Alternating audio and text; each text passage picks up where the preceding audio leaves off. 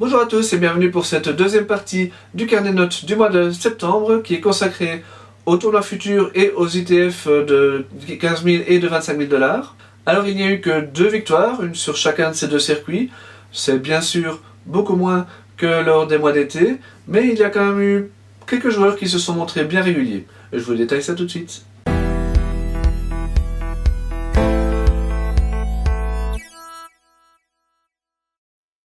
C'est le cas par exemple pour Yannick Mertens qui a connu un mois vraiment bon, ponctué notamment par une victoire aux 15 000 $ de plaisir. Il s'agit déjà du 26e titre en futur pour Yannick, c'est un total vraiment ahurissant. Mais par contre, ce n'est que le premier qu'il remporte cette année, alors qu'il avait pris l'habitude, quasiment chaque année depuis 2008, d'en remporter 3 par saison. Après 2018 n'est pas terminé, et il a encore 2 mois pour tenir sa moyenne. Et il pourrait vraiment y arriver tant il s'est montré très régulier durant ce mois de septembre. Outre cette victoire en France, il a également atteint un quart de finale à Bagnères de Bigorre, et surtout une finale à Oliveira de Achames au Portugal. Les 2 fois il s'agissait de 25 000 $ plus hébergement, donc la plus grosse catégorie de tournois futurs.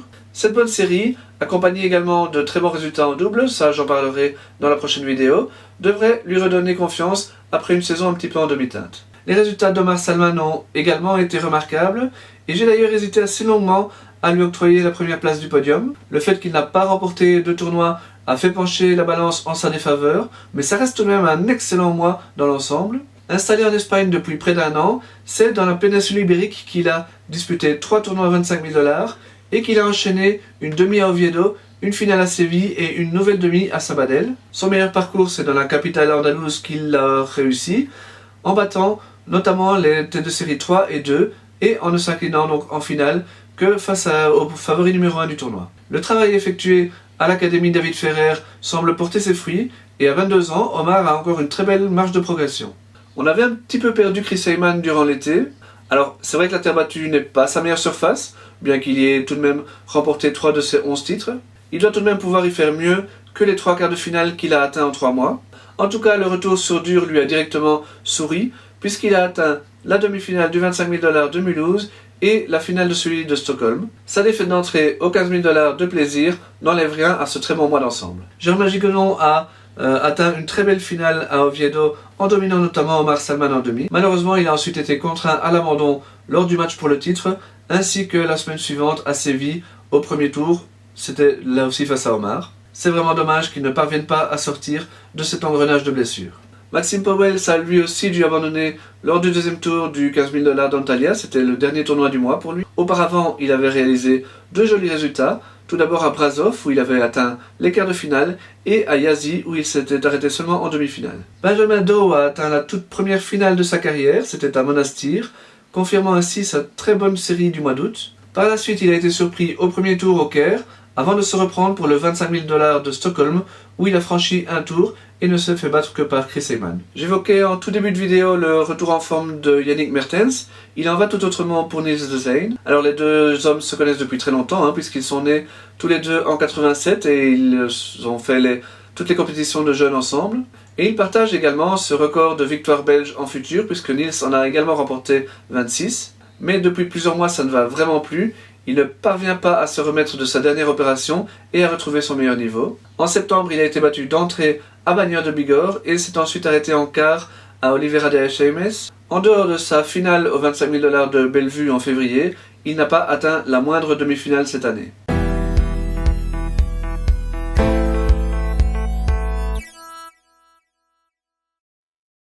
Placé sur la 3e marche du podium ces 2 derniers mois, Grete Minen grimpe cette fois sur la plus haute marche grâce à un mois vraiment très dense. Déjà vainqueur d'un titre aux Pays-Bas fin août, elle a enchaîné directement avec un nouveau succès aux 15 000 $ de Santarém au Portugal et toujours sans perdre un set. La campagne d'Alison Van Uytvanck remporte ainsi son 7e titre ITF et déjà le 4e cette saison. Elle a ensuite poursuivi son mois par 2 25 000 $.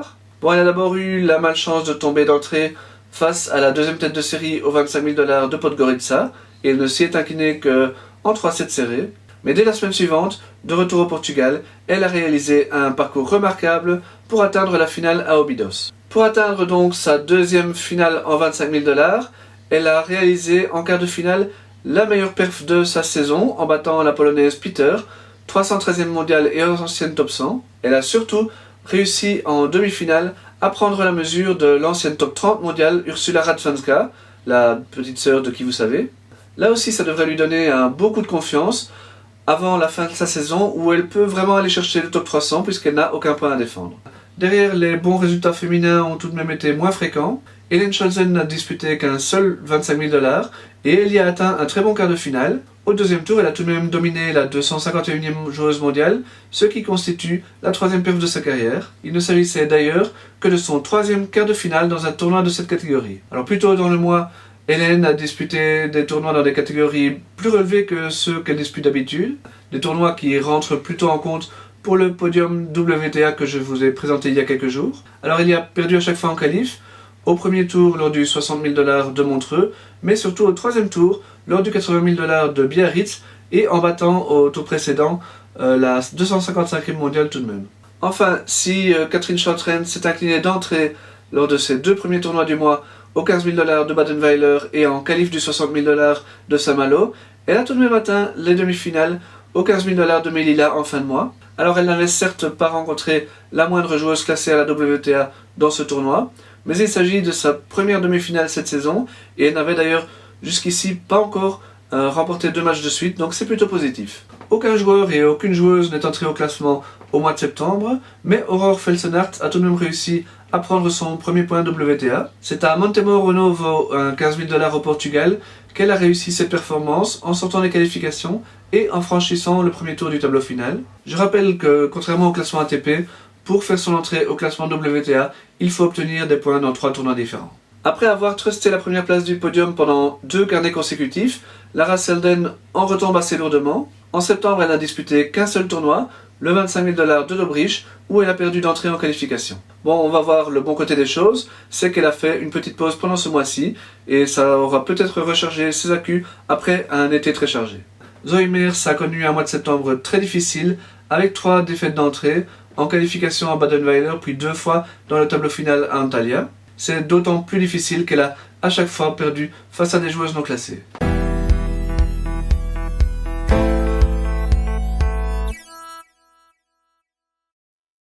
Au classement ATP, on voit dans notre top 10 les progressions de Chris Heyman, Yannick Mertens et Germain Gigounon.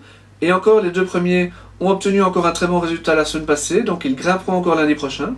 Hors du top 10, c'est évidemment Omar Salman qui fait le bond le plus impressionnant, grâce aux résultats dont je vous ai parlé. Louis Herman fait son entrée dans le classement, mais c'était grâce à des résultats obtenus fin août, dont je vous avais parlé lors de ce carnet-là, et dont les points n'ont été ajoutés que lors du classement qui a suivi l'US Open. Par contre, Lorenz Verboven, Seppe Kuipers et Daniel Grunbergen n'ont pas défendu les points qu'ils avaient obtenus il y a un an, et ils sortent donc du classement. Chez les filles, Grete Minen fait son retour dans le top 10 belge, et elle va encore grimper d'une 50aine de places lorsque les points de sa finale à Obidos seront ajoutés au classement. Lara Selden, malgré ses mauvais résultats, se rapproche tout de même du top 500 grâce à des résultats obtenus fin août.